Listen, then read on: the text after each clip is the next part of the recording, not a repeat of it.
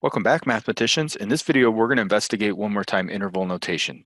So I have three examples where we're going to put the solution set to those inequalities on a number line, and then we're going to transition that solution set to the interval notation. So the first one is x is less than or equal to 1. I'm going to put 1 in the center of my number line.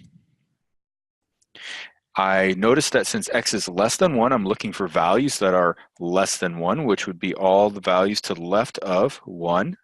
And it goes all the way to the arrow because we do not have a left boundary. So on 1, because we're representing this in interval notation, I'm no longer going to use a solid dot, and instead I'm going to use a bracket. I'm going to open that bracket towards the solution set. So to transition this over to interval notation, what I'm going to do is start with the left bound. Well, I don't have a left boundary, so in that situation, I start with negative infinity. I always put a parenthesis around negative infinity or positive infinity. Now the second coordinate is my right boundary. My right boundary happens to be 1, and I'm including 1, so I put a bracket around 1. So my interval notation is from negative infinity to 1, including 1. The second example is x is greater than 2. So I'm going to put 2 on my number line. So I know the solution set are all real numbers greater than 2, so I'm going to shade to the right. I don't have a right boundary, so I'm going to shade all the way to the arrow.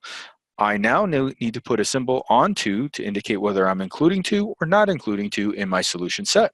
Because the inequality does not allow us to be equal to 2, I'm going to go ahead and put a parenthesis instead of an open dot on 2, and it's going to open towards the solution set.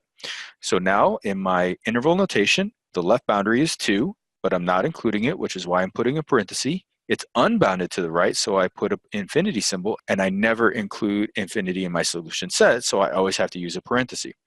Now to my last one, which notice I actually have a left boundary and a right boundary now. So I'm going to put 3 and 9 on my number line. I'm going to shade all the numbers in between because the solution set includes all real numbers between 3 and 9.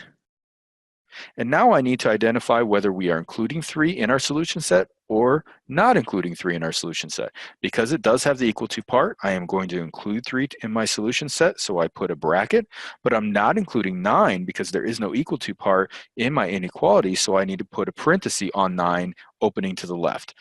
Transitioning this over to interval notation, I'm going to start with my left boundary, which is 3. Then list it in terms of my right boundary, which is 9.